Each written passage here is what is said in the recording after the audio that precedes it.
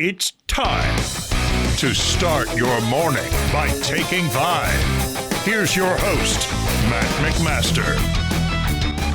You're listening to Take 5, quick 5-minute take on the biggest things happening in Nebraska sports. I am your host, Matt McMaster, and today we are talking about Dayton Raiola. Not Dylan Raiola, but Dayton Raiola, the senior at Buford, Georgia High School in Georgia, obviously, who was on ESPN 2 yesterday, taking on Milton in a big matchup between the 11th best and 12th best teams in Georgia high school football. Georgia, one of the best states when it comes to producing high school football talent, one of the most competitive. And Dayton Raiola, the brother of Dylan Raiola, is the Nebraska Cornhuskers 2026 quarterback commit. He is the only quarterback that is committed to the University of Nebraska for 2026, and to my knowledge, I don't think they really went after anyone other than Dayton to be that guy.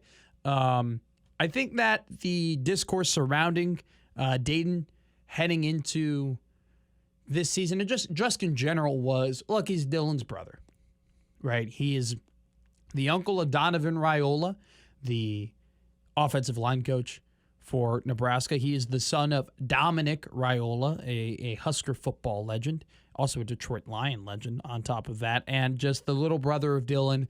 And, that's a big reason why he's committed and why he's the only quarterback in the class of 2026. And, I think in the past I've kind of felt you have to kind of feel bad for the kid because he is a legitimate 3-star prospect, and I think that some people thought, yeah, he's good, but he really isn't good enough to just absolutely, not take anybody else in the class of 2026, and the only reason they're doing that is out of respect for his family.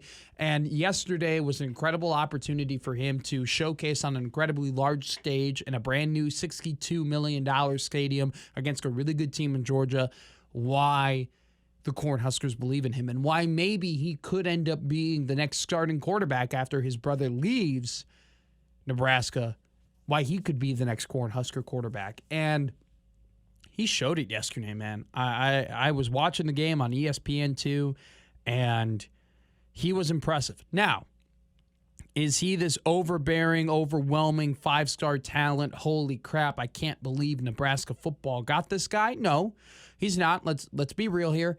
There still are some things to be desired. There were some decisions that he made where his interception at the end of the first half definitely didn't look great. He had a check down to his left. He decided not to go to it. He fired this ball into the end zone, into a heap of defenders that it got picked off. Fortunately, it didn't end up costing Buford any points or anything like that, but it was just a poor decision. And, there was another route where if he decided to dump the ball off to a shorter mesh crossing route, his wide receiver probably would have gotten more yards than him deciding to tuck it and run it for a gain, I think, of 8 or 9 for a first down.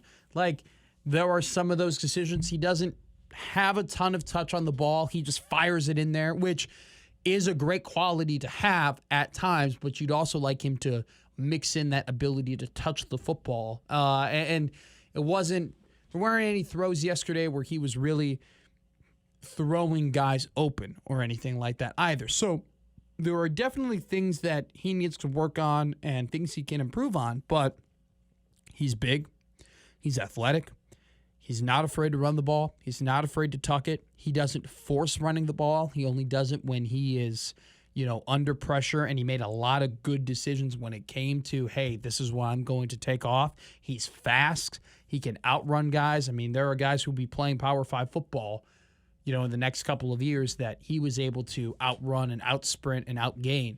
And he's competitive. He's super, super competitive. I love the emotion that he showed on the field. Even when his team was up, he was still striving for excellence. He was still striving to play as good as football as he can. Seemed like a really good leader on the field. It's no surprise considering who raised him. And it showed a lot of the similar intangible qualities that Dylan also possesses. And let me say this too. He's got a rocket.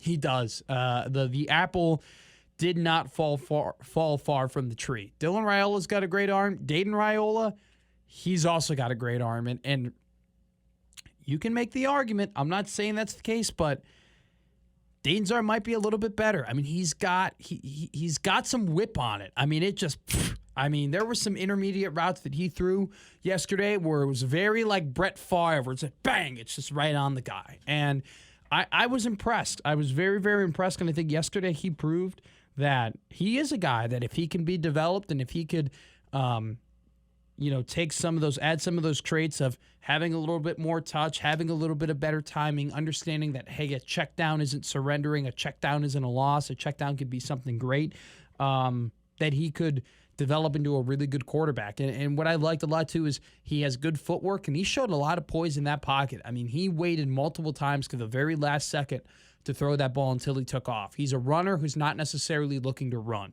which is a really quality aspect to have, in my opinion. So he went out, first game of the year against a very good team on the biggest stage in a brand new stadium. And what did he do? He went out and he performed at a high level. Definitely more so in the first half, was given more opportunity to do it then as opposed to the second half, but played a high quality game and ended up getting his team first big win of the season against a very good opponent. And so very impressed by Dayton Raiola, very impressed by what I saw. And I think that if he continues to make strides, he could end up being a future quarterback for the Nebraska Cornhuskers, which is a massive development for this Nebraska football team, considering how stacked that pipeline of QBs with TJ Lateef, Dylan Raiola, Marcus Kavila, and also the 2027 quarterback, Trey Taylor, on the way. So very encouraging stuff yesterday. The future is bright for the offense of the Nebraska Cornhuskers. Okay, I've been Matt McMaster, and that's been Take 5.